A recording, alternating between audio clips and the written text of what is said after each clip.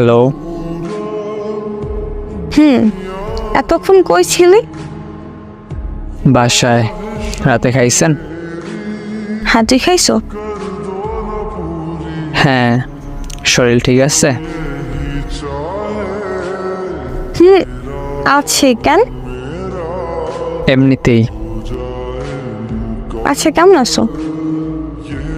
কিছু বলতে চাই, শুধু শুনবেন, উত্তর দেওয়ার দরকার নাই, ঠিক আছে? কিছু হয়েছে? আর তুই আপনি করে বলতেছো কেন? আমি এই সম্পর্কটা এখানেই শেষ করতে চাইতেছি।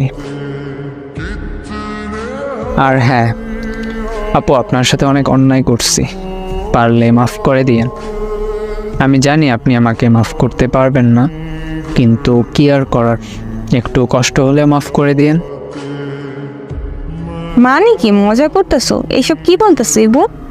প্লিজ এমন করিস না, প্লিজ। এই বউ, শোন না ইবু। আমি কিছু বলতে বারণ করছিলাম, কিছু শুনতে চাই না আমি।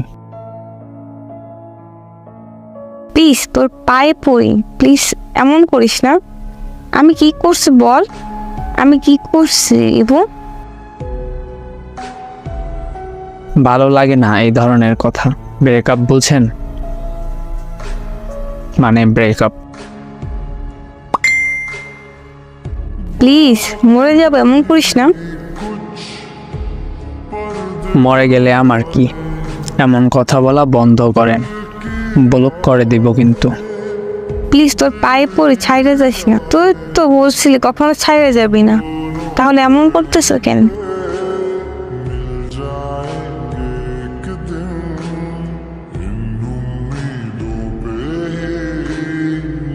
তো সবশেষে আপনাদের কাছে একটা প্রশ্ন থাকতেই পারে, আসল কাহিনীটা কি, কি কারণে ব্রেকআপটা হইল?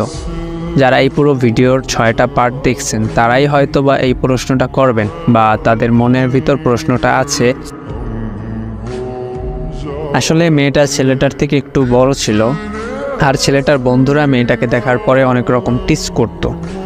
ছেলেটার বন্ধুরা বলতো তোর সাথে আর মানায় না, এই ধরনের অনেক রকম টিস করত, যার কারণে ছেলেটা মেয়েটার থেকে দূরে সরে যায়। তো ভাই আর বোনেরা যারা সম্পর্কে জড়াবেন, আগে সব কিছু দেখে নেবেন, বড় ছোট, মানায় বা না মানায়, এই সব দিকগুলো দেখে তারপর সম্পর্কে জড়াবেন। সম্পর্কে জড়ানোর পর বন্ধুদের কথায় বা আত্মীয় স্বজন বা অন্য কারো কথায় কোনো সম্পর্ক ভাঙবেন না।